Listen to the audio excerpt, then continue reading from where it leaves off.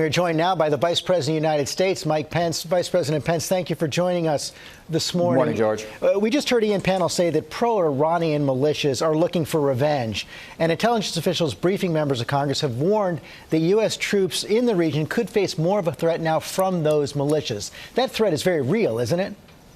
That threat continues to be very real. In fact, the attack on December 27th that claimed an American life, injured 4 American service members, was by Iranian-backed militias in Iraq. And George, we're ready. We're making it very clear we're not going to tolerate violence. But thanks to the decisive action that President Trump took Qasem Soleimani off the battlefield, sent a very clear message that the United States of America will defend our people, will defend our interests.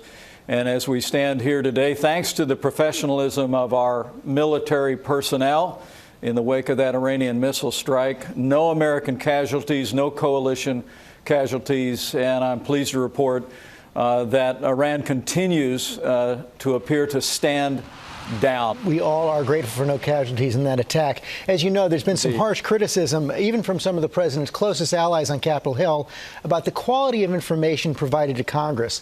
Conservative Senator Mike Lee called it probably the worst briefing yesterday he's ever gotten. Let's listen.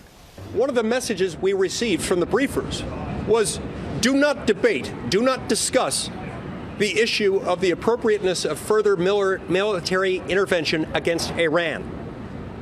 And that if you do, you'll be emboldening Iran. I find this insulting and demeaning.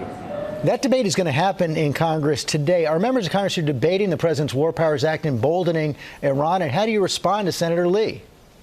Well, look, a great respect for Senator Mike Lee as well as Senator Rand Paul. But the truth is both of them have voted against military action that's been taken by this administration in self-defense in Yemen and in the region, and we respectfully disagree with them. But look, with regard to the intelligence, I think many members of Congress came from the briefing yesterday and recognized that the president took action to take Qasem Soleimani off the battlefield based on an imminent threat to American forces and American personnel in the region. And I believe, having seen all the intelligence, George, that the president was right to act. He had a duty to act. But that has left you in a bit of a bind, hasn't it? Because, you know, as you know, many other members of Congress have walked out of those briefings saying they didn't see anything new. They didn't see convincing evidence of an imminent threat.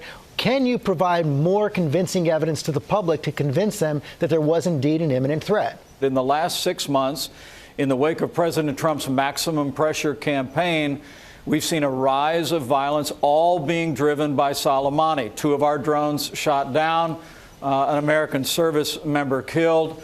We've seen attack against shipping. Of course, the Saudi refinery that was attacked. All of that was driven by Soleimani, and our intelligence supported the view that after we struck back at those militia bases in northern Iran or northern Iraq, Soleimani was traveling the region, making plans to bring an attack against American personnel and American forces. And President Trump took action, took him off the battlefield, and the intelligence supports that. That's what was reported to members of Congress. But obviously, George, as you understand, having worked in this building many years ago, when it comes to intelligence, we have to protect sources and methods.